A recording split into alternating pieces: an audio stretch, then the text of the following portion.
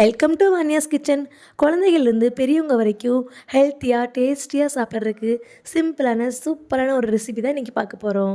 வாங்க எப்படி செய்யலான்னு பார்க்கலாம். அதுக்கு ஒரு கப் அளவு பாசிப்பருப்பை எடுத்துக்கோங்க.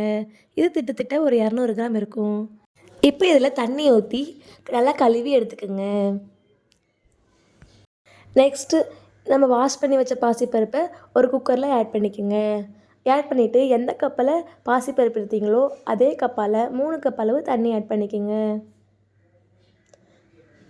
எக்ஸ்ட்ரா இருந்தாலும் வடிச்சுக்கலாம், ஒன்றும் ப்ராப்ளம் இல்லை. இப்போ இதில் 1 டீஸ்பூன் அளவு உப்பு ஆட் பண்ணிக்கிறேன். இந்த அளவு தண்ணிக்கும் இந்த அளவு பருப்புக்கு 1 டீஸ்பூன் உப்பு கரெக்டாக இருக்கும். இப்போ இதை மூடி மீடியம் ஃப்ளேமில் வைக்கிறீங்கன்னா ஒரு 3 விசில் விட்டுக்குங்க. ஹை ஃப்ளேமில் வைக்கிறீங்கன்னா ஒரு 5 விசில் விட்டு எடுத்துக்கோங்க. நான் வந்து மீடியம் ஃப்ளேமில் ஒரு 4 விசில் விட்டு எடுத்திருக்கேன். ஏன்னா பாப்பாவும் சாப்பிட்ணும் அப்படிங்கிறதுக்காக நல்லா மசிஞ்சிருந்தால் நல்லாயிருக்குன்னு எக்ஸ்ட்ரா ஒரு விசில் விட்டுருக்கேன். நீங்கள் 3 விசில் விட்டிங்கன்னா நம்ம நார்மலாக சாப்பிட்ற அளவுக்கு கரெக்டாக இருக்கும். 4 விசில் விட்டிங்கன்னா நல்லா சாஃப்டாக இருக்கும். இப்போ இந்த தண்ணியை வடிச்சிட்டு பருப்பை மட்டும் எடுத்து வச்சுக்கோங்க. இப்போ இதுக்கு ஒரு தாளிப்பு ரெடி பண்ணுவோம். அதுக்கு ஒரு பேனில் 2 டேபிள் ஸ்பூன் ஆயில் எடுத்துக்கோங்க.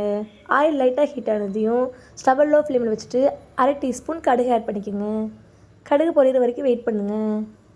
இப்போ பார்த்தீங்கன்னா கடுகு வந்து பொரிய ஆரம்பிச்சிருச்சு. இப்போ இது கூட 2 டீஸ்பூன் உளுந்து பருப்பு ஆட் பண்ணிக்கோங்க. உளுந்து பருப்பு வந்து கொஞ்சம் எக்ஸ்ட்ராவே ஆட் பண்ணிக்கோங்க. ஏன்னா உளுந்து பருப்பு, வெங்காயம், அந்த பாசிப்பருப்பு 3ம் சாப்பிடும்போது அந்த டேஸ்ட் செம்மையாக இருக்கும். அதனால் எக்ஸ்ட்ரா உளுந்து பருப்பு இருந்தாலும் டேஸ்ட்டாக தான் இருக்கும். இப்போ இது கூடவே கொஞ்சமாக கருவேப்பிலை, ஒரு 10 சின்ன வெங்காயத்தை குட்டி குட்டியாக கட் பண்ணி ஆட் பண்ணியிருக்கேன். நீங்கள் சின்ன வெங்காயம் இல்லைனா பெரிய வெங்காயம் கூட ஆட் பண்ணிக்கலாம். ஆட் பண்ணிவிட்டு நல்லா வதக்கி விடுங்க. வெங்காயத்தை வந்து நல்லா வதக்கணும். ஏன்னா அப்போ தான் நம்ம சாப்பிடும்போது அந்த டேஸ்ட் அப்படியே இருக்கும், இல்லை அந்த பச்சை மணம் அடிக்கும். வெங்காயம் சீக்கிரம் வதங்கிறதுக்காக கொஞ்சமாக உப்பு ஆட் பண்ணிக்கோங்க. ஏன்னா நம்ம பாசிப்பருப்புக்கு தேவையான அளவு உப்பு ஆட் பண்ணி தான் வேக வச்சுருக்கோம். அதனால் இப்போ ரொம்ப கொஞ்சமாக அந்த வெங்காயத்துக்கு மட்டும் ஆட் பண்ணிக்கோங்க. வெங்காயத்தை வந்து குட்டி குட்டியாக கட் பண்ணிக்கோங்க. அது வந்து இந்த டிஷ்ஷுக்கு நல்லாயிருக்கும். நம்ம பெருசு பெருசாக கட் பண்ணிட்டோம்னா மேலே வதங்கிடும், உள்ளே வந்து அந்த வெங்காயத்தோட பச்சை தன்மை இருக்கும். அது வந்து நம்ம பாசிப்பருப்பு கூட அந்த வெங்காயத்தை சேர்த்து சாப்பிடும்போது கொஞ்சம் கருக்குங்கிற மாதிரி அந்த டேஸ்ட் கொஞ்சம் டிஃப்ரெண்ட்டாக இருக்கும். அதே குட்டி குட்டியாக கட் பண்ணி நல்லா வதங்கின வெங்காயமாக இருந்தால் சூப்பராக இருக்கும். இந்த ஸ்டேஜில் வெங்காயம் நல்லா வதங்கிருச்சு. இப்போ இது கூட ஒரு 5-6 டேபிள் ஸ்பூன் தேங்காய் துருவல் ஆட் பண்ணிக்கலாம். தேங்காய் துருவலும் வெங்காயமும் நிறையா ஆட் பண்ணும்போது நல்லாயிருக்கும். நீங்கள் உங்கள் தேவைக்கப்போ கூட்டியோ குறைச்சோ ஆட் பண்ணிக்கோங்க. மினிமம் ஒரு 5 டேபிள் ஸ்பூன் ஆட் பண்ணிக்கோங்க. ஸ்டவ்வை லோ ஃப்ளேம்லேயே வச்சு தேங்காயில் இருக்கிற இந்த ஈரத்தன்மையும் பச்சை மணமும் போகிற வரைக்கும் ஒரு 2 மினிட்ஸு கைவிடாமல் மிக்ஸ் பண்ணி விட்டுட்டே இருங்க.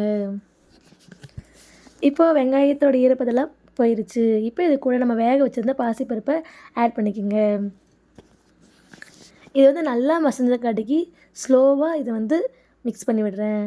நீங்கள் இதை நல்லா மிக்ஸ் பண்ணி விடுங்க. ஒரு நிமிஷம் அந்த வெங்காயம், தேங்காய், பாசிப்பருப்பு எல்லாம் ஒன்று சேர்கிற மாதிரி மிக்ஸ் பண்ணி விடுங்க. மிக்ஸ் பண்ணிவிட்டு அப்படியே சுட சுட சாப்பிட கொடுங்க. எல்லோரும் கண்டிப்பாக விரும்பி சாப்பிடுவாங்க. இதே மாதிரி செஞ்சு பார்த்துட்டு உங்களுக்கு பிடிச்சிருந்துச்சுன்னா மறக்காமல் கமெண்ட் பண்ணுங்கள். அப்படியே நம்ம சேனலை லைக் பண்ணுங்கள், ஷேர் பண்ணுங்கள், சப்ஸ்கிரைப் பண்ணுங்கள்.